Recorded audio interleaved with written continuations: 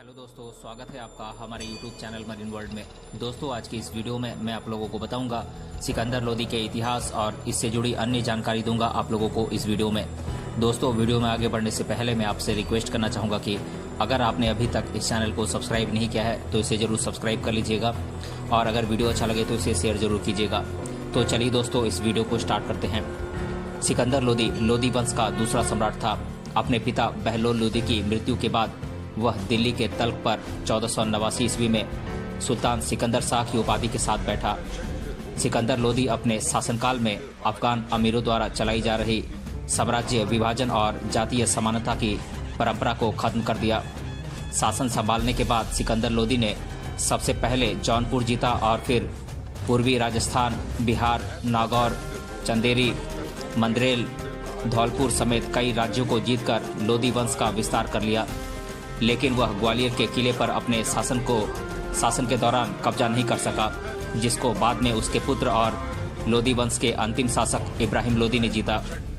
सिकंदर लोदी की छवि एक उदार और आदर्श शासक के रूप में बनी हुई थी। उसने अपने शासनकाल में लोदी वंश के विस्तार के साथ ही अपनी प्रजा की भलाई के लिए भी कई काम किए। उन्होंने खेती और वाणिज्य के विकास के लिए भी कई सराहनीय कदम उठाए और खेती और व्यापार पर लगने वाले कर को खत्म कर दिया। इसके साथ ही उसने गरीबों के लिए भोजन की भी व्यवस्था करवाई और सभी को निष्पक्ष रूप से न्याय मिलने की भी उचित व्यवस्था की। सिकंदर लोदी को विद्वानों का संरक्षण दाता भी माना जाता था। सिकंदर लोदी धार्मिक रूप से असहिष्णु था, जिसने अपने अभियान के दौरान धौलपुर, चंदेरी और मंदरेल समेत कई मंदिरों को ध्वस्त कर दिया था। इसके साथ ही उसने मुहर्रम मनाने और महिलाओं के मजार के दर्शन पर भी रोक लगा दी थी। तो आइए जानते हैं सिकंदर लोदी के बारे में ऐसे ही कुछ तथ्यों को। सिकंदर लोदी का पूरा नाम था सुल्तान सिकंदर शाह और इसका अन्य नाम था निजाम खां और सिकंदर लोदी। इनके पिता का नाम था बहलोल लोदी, जो कि लोदी वंश के संस्थापक थे। 17 जुलाई 1489 को सुल्तान सिकंदर शाह की उपाधि के साथ सिकंदर लोदी दिल्ली के सिंहासन पर बैठा। 21 नवंबर 1517 ईस्वी को सिकंदर लोदी की मृत्यु हो गई थी। लोदी वंश का दूसरा शासक सिकंदर लोदी लोदी वंश के संस्थापक सुल्तान बहलोल लोदी का बेटा था। उनकी मां बीबी अम्भा एक स्वर्णकार हिंदू महिला थीं। हालांकि सिकंदर लोदी धर्म के प्रति असहिष्णु था। सिकंदर लोदी का वास्तविक नाम निजाम खां था, जिसने लोदी वंश के विस्तार करने में अपनी महत्वपूर्ण भूमिका निभाई थी।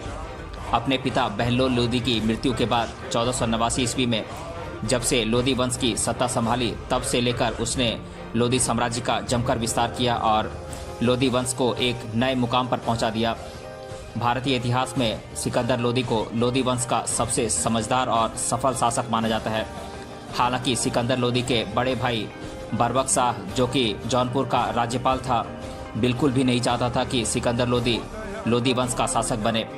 बरबक शाह खुद लोदी वंश पर अपना शासन कायम करना चाहता था, इसलिए उसने अपने भाई सिकंदर लोदी के नामांकन के बावजूद खुद भी शासक बनने का दावा किया था। लेकिन बाद में सिकंदर लोदी ने सूझबूझ से काम लेकर अपना एक प्रतिनिधि मंडल भेजकर मामले को शांत किया और एक बड़ा विद्रोह होने से बचा लिया। लोदी वंश के सुल्तान बनने के बाद सिकंदर लोदी ने सबसे पहले अपने बड़े भाई बरबक शाह के खिलाफ मोर्चा खोल दिया और जौनपुर पर जीत हासिल कर लोदी साम्राज्य में शामिल कर लिया।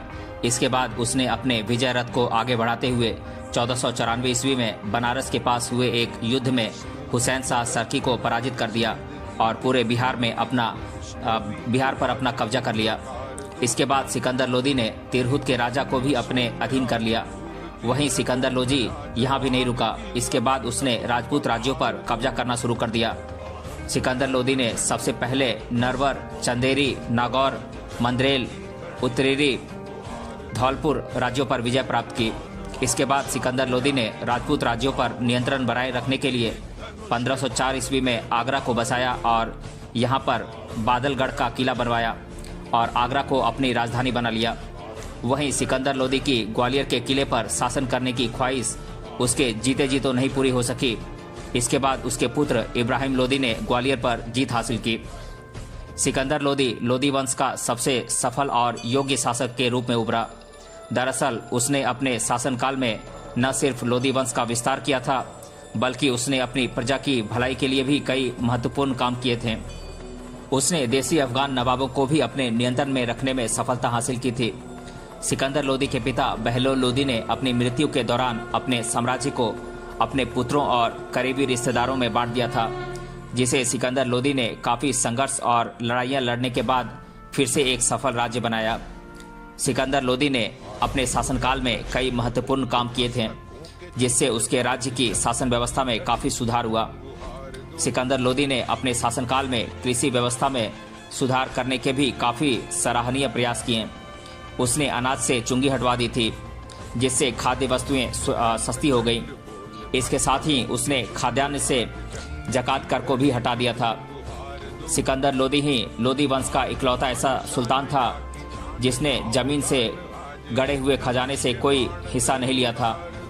सिकंदर लोदी ने अपने शासनकाल में भूमि के लिए एक प्रामाणिक पैमाना गज ए सिकंदरी का प्रचलन करवाया, जो कि 30 इंच का था। सिकंदर लोदी ने अपने शासनकाल के समय में व्यापारिक करों को भी हटा दिया था और राज्य में कड़ी कानून नीति के तहत व्यापारियों को संरक्षण प्रदान किया। सिकंदर लोदी ने एक दयालु और उदार शासक के रूप में अपने शासनकाल में गरीबों के लिए फ्री में भोजन की व्यवस्था की। सिकंदर लोदी ने अपने शासनकाल में निष्पक्ष न्याय की व्यवस्था की थी। जब सिकंदर लोदी ने शासन संभाला तब उन्होंने दिल्ली में जमकर विकास करवाया, उसे एक सफल राज्य बनाया। सिकंदर लोदी ने अफगान सरदारों पर नियंत्रण करने में सफलता हासिल की। सिकंदर लोदी ने अपने शासनकाल में शिक्षा को महत्व दिया और इसके लिए उसने कई मस्जिदों को सरकारी संस्था के रूप में विकसित कर उन्हें शिक्षा का केंद्र बनाया। इसके अलावा उसने मदरसों को भी राजकीय संरक्षण में लिया और वहां गैर धार्मिक शिक्षा भी दी। सिकंदर लोदी फारसी का ज्ञाता था। उसके आदेश पर एक आयुर्वेदिक ग्रंथ का फारसी में अनुवाद किया गया था, जिसका नाम फरहंगे सिकंदरी रखा गया था। इसके अलावा सिकंदर लोदी ने खुद भी फारसी भाषा में संगीत पर एक ग्रंथ लज्जत ए सिकंदर शाही लिखा था। सिकंदर लोदी धार्मिक रूप से एक असहिष्णु सम्राट था। सिकंदर लोदी ने अपने विजय अभियान के दौरान हिंदू धर्म के धौलपुर, चंदेरी, मंदरेल आदि के मंदिरों को नष्ट कर दिया। इसके साथ ही उसने इस्लाम में महिलाओं के पीरों और संतों के मजार पर जाने पर रोक लगा दी थी। यही नहीं, सिकंदर लोदी ने अपने शासनकाल में मुसलमानों को मुहर्रम मनाने और ताजिया निकालने पर भी रोक लगा दी थी। वहीं सिकंदर लोदी अपनी सुंदरता को बरकरार रखने के लिए कभी दाढ़ी नहीं रखता था। सिकंदर शाह लोदी एक कुशल शासक होने के साथ साथ एक शिक्षित और महान विद्वान शासक भी था। सिकंदर लोदी के दरबार में कई उच्च कोटि के विद्वान भी संरक्षण लेने के लिए आते थे। इतिहासकारों के मुताबिक सिकंदर लोदी के दरबार में हर रात को करीब 70 सुसंस्कृत विद्वान अलग अलग विषयों पर अपनी राय देते थे। वहीं सिकंदर लोदी का उपनाम भी गुलरुखी था। इस उपनाम से वह कविताएं भी लिखता था। लोदी वंश के सबसे सफल शासक सिकंदर लोदी की जिंदगी के आखिरी दिनों में उसे गले की बीमारी ने जकड़ लिया था, जिसकी वजह से उसने 21 नवंबर 1517 ईस्वी में अपने प्राण त्याग दिए थे। सिकंदर लोदी की मौत से उसकी प्रजा को काफ़ी कष्ट हुआ था। वहीं सिकंदर लोदी की मौत के बाद उसके पुत्र इब्राहिम लोदी को लोदी वंश का उत्तराधिकारी बनाया गया था, जो कि लोदी वंश का आखिरी शासक था। उसके बाद हिंदुस्तान के सिंहासन पर मुगलों ने कई सालों तक राज किया था। सिकंदर लोदी के पुत्र इब्राहिम लोदी ने दिल्ली के लोदी गार्डन में सिकंदर लोदी का शानदार मकबरा बनाया था। यह मकबरा अष्टभुजाकार में है, जो देखने में बेहद आकर्षक लगता है। इस तरह सिकंदर लोदी ने अपनी पूरी जिंदगी अपनी प्रजा की भलाई के बारे में सोचा और लोदी साम्राज्य के विस्तार के लिए काफ़ी संघर्ष किया। इसीलिए सिकंदर लोदी को लोदी वंश का सबसे कुशल और सफल शासक माना जाता है। तो दोस्तों, आज की इस वीडियो में हमने जाना सिकंदर लोदी के इतिहास और इससे जुड़ी अन्य जानकारी के बारे में। अगर ये वीडियो आपको अच्छा लगा है तो अपने फ्रेंड्स तक इसे ज़रूर शेयर करें और हमें कमेंट बॉक्स में कमेंट करके बताएं कि ये वीडियो आपको कैसा लगा। मिलते हैं अगले वीडियो में किसी अन्य टॉपिक के साथ। तब तक के लिए धन्यवाद।